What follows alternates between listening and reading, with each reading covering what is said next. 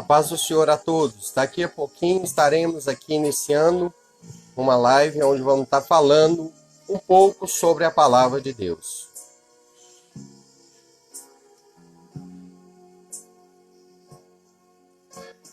A rosa oferece as suas pétalas, o sol oferece os raios mil, o mar te dedica as suas ondas,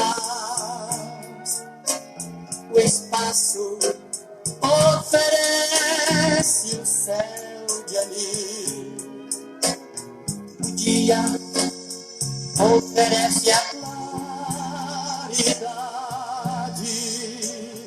e os campos suas amplidões florais, e o horizonte arrasta imensidade, e as nuvens oferecem sua paz. Louvor a natureza não te nega, todo o universo é devoção, e eu quero estar presente nesta entrega. Meu Deus, é todo teu, meu coração. A paz do Senhor, pastor Nicolau.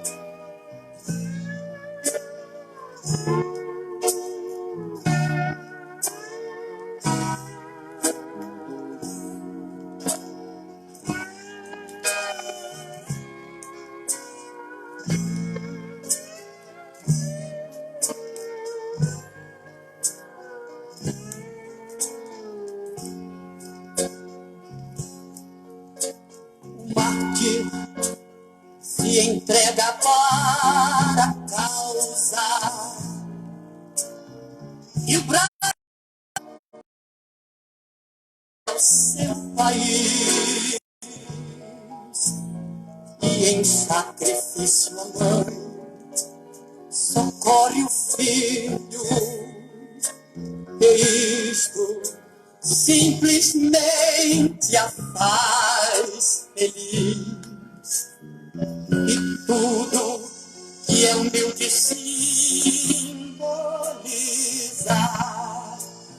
total submissão ao Criador. E o que se entrega inteiro à causa justa se entrega inspirado neste amor. A natureza não te nega, pois todo o universo é devoção, e eu quero estar presente nesta entrega. Deus, é todo teu, meu coração. Meu Deus, é todo teu, meu coração.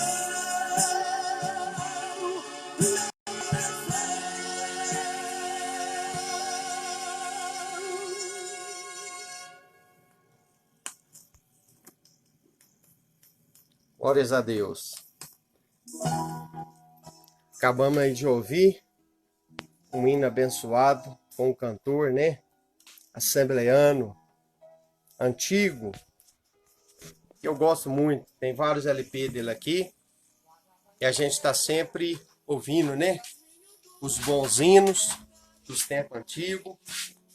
Que foge muito, né? Da linha dos hinos conhecido nas igrejas dos dias de hoje como gospel, né?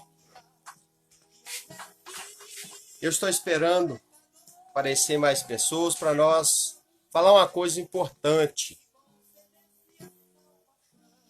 Algumas pessoas, irmão, diante dessa pandemia, né, dessa situação que está acontecendo, já me perguntaram e têm perguntado: nós estamos, pastor Rodrigo, na grande tribulação? Nós estamos enfrentando, né, a grande tribulação? E eu tenho dado uma resposta a essas pessoas. Então eu achei interessante poder fazer aqui essa live e falar para você aquilo que eu tenho respondido a essas pessoas. Porque diante dessa dificuldade, das coisas que estão acontecendo, né, no mundo em geral, dessas ameaças de guerra, rumores de guerra, esses conflitos, né, que têm surgido, essa epidemia, né? Então, o que a Bíblia Sagrada fala a respeito, né? Como que eu posso saber pela Bíblia, né, que nós não estamos, né, na grande tribulação? Então é muito fácil. Eu gostaria que você meditasse comigo. Tessalonicenses, segunda, né, carta que Paulo escreveu aos Tessalonicenses, capítulo de número 2, aqui Paulo esclarece para os cristãos ali de Tessalônica a respeito da segunda vinda de Cristo. Por que segunda? Porque nós sabemos que ele veio a primeira vez. Ele veio conforme as profecias de Isaías. Nasceu de uma virgem, como uma criança normal, como uma criança comum. E ali ele viveu com seus pais, na cidade de Nazaré, até que ele completou os seus 30 anos de idade. Época esta que ele foi batizado por João Batista no Rio Jordão. E quando desceu sobre ele o Espírito Santo como forma de pomba. E a partir dali, diz a Bíblia Sagrada, que ele foi desempenhar o seu ministério, que começou com prova e terminou com prova. Durante aproximadamente 3 anos e meio, teve nesta no Oriente Médio, ali nas imediações de Jerusalém, na terra de Israel. Então, meu amado que está ouvindo esta palavra, ele morreu e ressuscitou ao 3º dia. E depois ele ressuscitou, de ressuscitado, ele apareceu para várias pessoas, assim, esporadicamente. Durante um período de 40 dias, ele ficou aparecendo aqui, ali e acolá. E diz a Bíblia Sagrada em Atos 1, a partir do versículo, também 1, né? Mas mais precisamente versículo 11, que 2 anjos desceram do céu em uma nuvem. E eles ali ficaram olhando para aqueles anjos. E aqueles anjos, ao descer, Cristo sobe na nuvem e vai subindo com ele às alturas. E aqueles anjos dizem: por que estáis olhando assim tão assustados, varões galileus? Este mesmo Cristo que agora vocês veem subir, ele voltará e pisará aqui novamente. Então ele vai voltar a seguir. Vamos ler o texto. Ora, irmãos, rogamos pela vinda de nosso Senhor Jesus Cristo e pela nossa reunião com ele, que não vos movais facilmente do vosso entendimento, nem vos perturbeis, quer por espírito, quer por palavra, quer por epístola, como de vós, se o dia do Senhor estivesse já perto.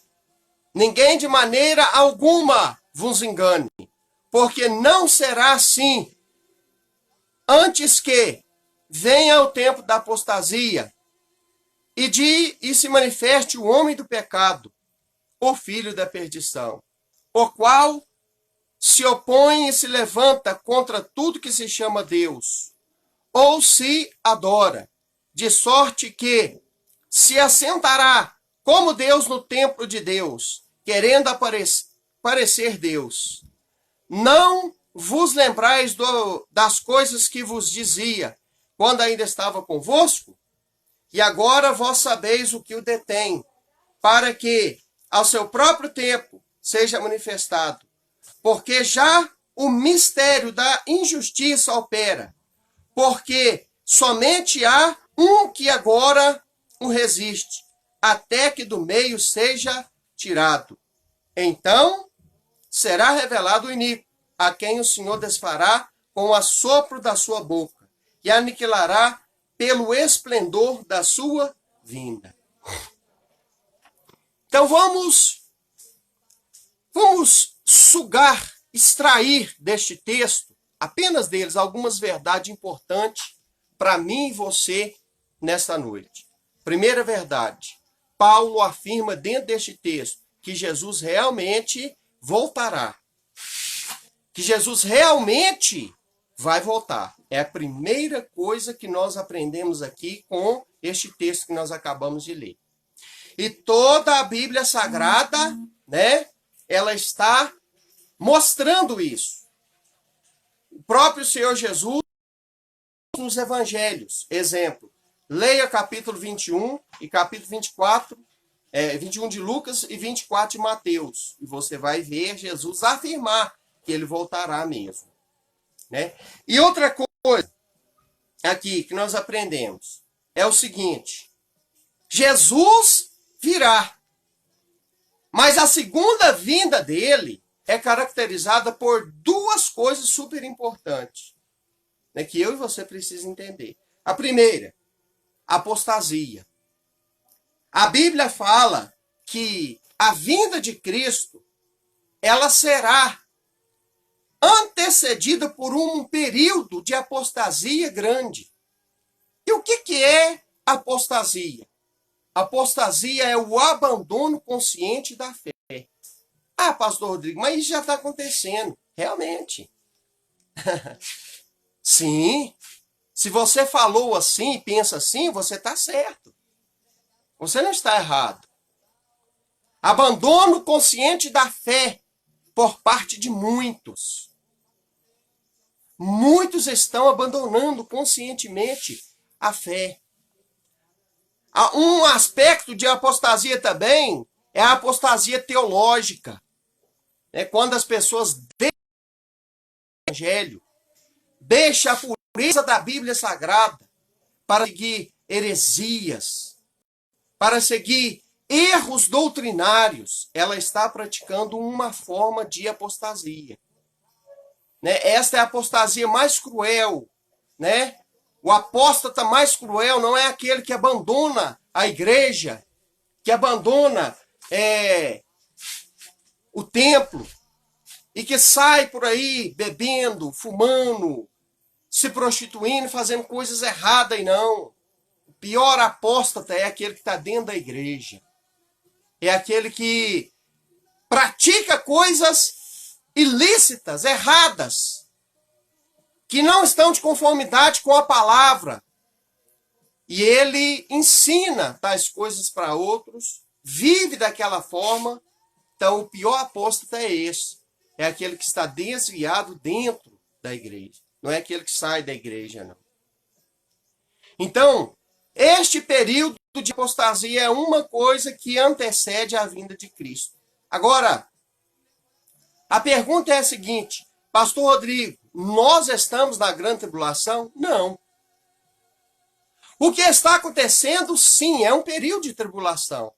Mas o período que a Bíblia Sagrada chama de 7 anos, de o período da grande tribulação, nós não estamos vivendo ele.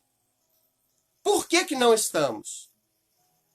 Porque, irmãos, a segunda coisa que eu preciso entender é que Paulo, né, disse aqui o seguinte: ninguém de maneira alguma vos engane. Então Deus não quer que eu e você estejam enganados. Porque não será assim, venha a apostasia. Primeira coisa, apostasia. Nós já estamos vivendo a apostasia. Sim, aqui eu concordo com qualquer um que falar que nós já estamos vivendo neste tempo, que esta profecia, ela parcialmente já está se cumprindo. Sim. Mas olha a segunda característica aqui. E se manifeste o homem do pecado. Então, irmão, este homem do pecado é o anticristo. O anticristo ainda não se manifestou. Ele ainda não apareceu e ele ainda não está atuando. Por que eu estou afirmando assim, tão categoricamente? Porque a Bíblia fala que tem alguém que o detém. Olha bem o que a palavra continua dizendo. Ele é chamado aqui de homem do pecado, filho da perdição. Né? São duas nomenclaturas para ele, para o mesmo personagem que o apóstolo João descreve lá no início do livro de Apocalipse como a besta que emerge das águas.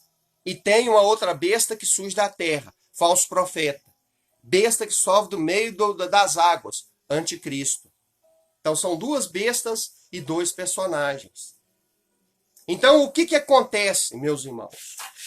Ele será opositor a Deus. Ele será um inimigo de Deus. E ele está destinado, conforme a Bíblia, a governar durante 7 anos. Né? Ele vai governar durante 7 anos. Né?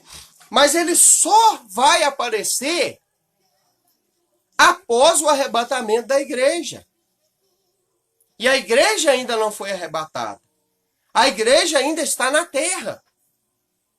E o que detém ele, impede ele de atuar? Porque a maior arma do anticristo é a iniquidade. Né? Ele é a operação do erro. Ele é o opositor a Deus, a sua palavra e a tudo aquilo que é sagrado. Conforme diz aqui, o qual se opõe e se levanta contra tudo que se chama Deus e se adora, de sorte que se assentará no trono de Deus, querendo parecer Deus. Então ele é esse personagem nessas condições. Então, meu amado, alguém o detém. Olha o que a Bíblia Sagrada fala. E agora, versículo 6. Vós sabeis o que o detém. E olha também no versículo de número 7. Porque já o ministério da iniquidade opera. Somente há um que agora o resiste ou o detém. Até que do meio seja tirado. Então, isso aqui é uma referência clara ao Espírito Santo que atua por meio da igreja, resistindo à aparição e à ação do Cristo no mundo. Então, quem detém esta operação do erro? Quem impede o anticristo, que a Bíblia Sagrada diz que vai vir, de atuar no mundo? O Espírito Santo por intermédio da igreja. A partir do momento que Jesus arrebatar a igreja, ele vai retirar da terra aquilo que conserva ela. Vocês lembram das palavras de Cristo lá no capítulo 5 de Mateus, quando ele disse assim: vós sois luz do mundo e sal da terra? Se o sal for insípido, ele não presta para mais nada, a não ser para ser julgado fora, lançado fora e pisado pelos homens. Então eu e você somos como o sal, a igreja é como o sal. Se você pegar um pedaço de carne e não salgar ou não colocar na geladeira, o que vai acontecer com aquele pedaço de carne? Ele vai apodrecer. Ele vai apodrecer. Então, por que que o mundo ainda está nas condições que está e as coisas não estão piores do que estão? Porque tem alguém conservando o mundo. E quem é este alguém? O Espírito Santo, através de mim, você e todos os demais que são igreja. Igreja não é placa de denominação, não. Igreja não é a placa que se coloca lá no templo, lá, olha, Assembleia de Deus, Deus é amor, Maranata, tal. Não, não é isso, irmão. Igreja é eu e é você. E o que Jesus vai arrebatar e levar para o céu é eu e é você também. Os templos vai ficar tudo aqui. Então, quem detém a ação do anticristo impede que ele apareça, atue e faça as mazelas, né? As maldades, as coisas ruins que está destinado a fazer. A igreja do Senhor, o Espírito Santo através da igreja do Senhor. Entenda uma coisa, irmão. Ao retirar a igreja da terra, Deus vai estar tirando aquilo que conserva a terra. E ele vai estar liberando espaço para a introdução e a ação do anticristo. Então, irmãos, se alguém te perguntar, ou se você mesmo tiver a dúvida, nós estamos na grande tribulação? Não. Agora eu quero finalizar com uma promessa. É uma outra coisa na qual eu estou, irmão, firmado, né? Nesta promessa da Bíblia. E por isso eu afirmo categoricamente, como uma pessoa que crê que o arrebatamento da igreja só ele virá, né, a qualquer momento, e que as pessoas só hão de participar da grande tribulação, né, depois do arrebatamento da igreja. Eu não acredito de forma nenhuma que a igreja vai passar, né, o período da grande tribulação. Capítulo 3 de Apocalipse e o versículo de número 10. Olha o que está escrito aqui. Como guardaste a palavra da minha paciência, também eu te guardarei da hora da provação que há de vir sobre todo o mundo, para tentar os que habitam na terra. Então, meu querido irmão, a palavra de Deus diz que nós seremos guardados, porque guardamos a palavra. Seremos protegidos e preservados, porque guardamos a palavra do nosso bom Deus. Olha bem para você ver, em todos os períodos que Deus trouxe destruição à terra, houve sempre aqueles que ele protegeu. Quando Deus falou que ia destruir o mundo por meio do dilúvio, o que ele fez? Primeira coisa, falou para Noé, constrói uma arca. Para que serviria aquela arca, irmão? Para proteger e abrigar, conservar ele, sua família e os animais, e todos aqueles que viessem a crer, sãos e salvos, dentro da arca. Estão entendendo? Quando Deus quis, irmão, destruir Sodoma e Gomorra, o que ele fez? Ele simplesmente enviou os anjos para proteger e guardar com vida da destruição que viria sobre aquelas duas cidades a dois justos, ou melhor, a um casal justo com seus filhos, Ló, sua esposa e filhos que moravam em Sodoma e Gomorra. Quando Deus falou que ia destruir Nínive, Deus enviou o profeta lá para poder pregar. E se houvesse justo ali, seria preservado. E graças a Deus, toda aquela nação arrependeu. E Deus, então, preservou toda a nação. Então, meu querido, se Deus fez isso na época de Noé, se Deus fez isso na época de Ló, se Deus fez isso na época de Jonas, enviando ele para pregar e salvar Nínive, será que ele vai deixar eu e você participar da grande tribulação e não nos trará livramento? Com certeza ele vai trazer livramento para mim e para você. Por isso, eu e você não está participando do período negro que a Bíblia Sagrada chama de a grande tribulação. Estamos passando por um momento de tribulação? Sim, estamos passando, irmão. Com esta peste que está aí, esse desemprego, essa paralisação, é uma espécie, né, de momento de tribulação. Mas o período que a Bíblia Sagrada fala como grande tribulação, nós não vamos passar por ele. A igreja de Jesus não vai passar por ele. Porque ele só terá início após o arrebatamento da igreja. E tem alguém impedindo que o anticristo se manifeste e a sua maldade venha a ser operada no mundo. E este alguém é a igreja, o Espírito Santo, por intermédio da igreja. Amém, meu querido irmão que está assistindo? Fique aqui essa mensagem esclarecedora, esse estudo resumido, abreviado, porém esclarecedor, né? Esta mensagem. E a resposta para a pergunta, né? Nós estamos enfrentando a grande tribulação? Nós estamos passando pela grande tribulação? Não, nós não estamos.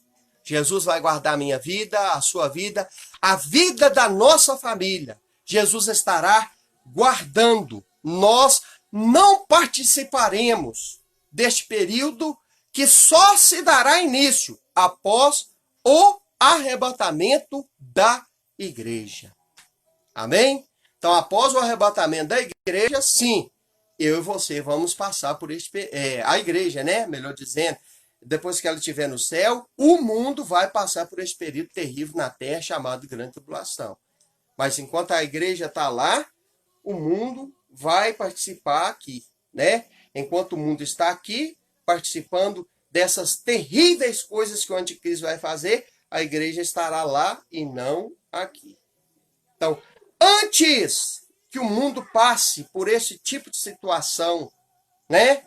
Que terá início com a introdução do anticristo, com a vinda do anticristo, a igreja será retirada daqui. Amém, meu querido e amado irmão que está ouvindo a palavra. Eu quero fazer uma oração por você. Compartilha esta live, porque talvez tenha um monte de gente aí do outro lado, com a mesma pergunta que essa semana alguns já me fizeram. Pastor Rodrigo, eu estou achando que nós estamos na grande tribulação. Eu já vi um pastor, irmão, pregar e dizer isso. Olha bem, hein? Como que a situação está complicada. Que nós estamos na grande tribulação. Então, nós não estamos. Né? Textos e um pouco esclarecimento, né? Que eu trouxe. Eu confio plenamente em Deus, de que nós não estamos na grande tribulação e que nós não passaremos por ela. A igreja vai estar ausente quando esse período chegar. Eu quero orar por você. Meu querido Senhor Deus e Pai, eu oro em favor deste teu filho e dessa tua filha, dessa pessoa que está ouvindo, meu Pai, e assistindo esta live. Que o Senhor estenda as suas mãos para abençoar. Espero, meu Deus, que a sua palavra, esta exposição breve, trago alguns esclarecimentos a todos. E que nós venhamos a estar tranquilos, te servindo na certeza de que seremos preservados deste momento terrível que há, meu Senhor dos Exércitos, de pegar a humanidade de improviso. Estenda as suas mãos, Senhor, e conserva-nos na tua presença, para a glória e louvor do teu santo nome. Amém. Que Deus em Cristo te abençoe e abençoe a sua família, a sua vida, em nome de Jesus.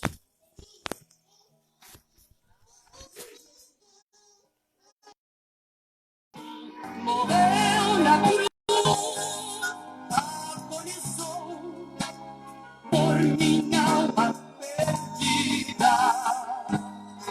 Em densas trevas vagava sem luz. E agora canto isso a Cristo que me amou com tão imenso amor.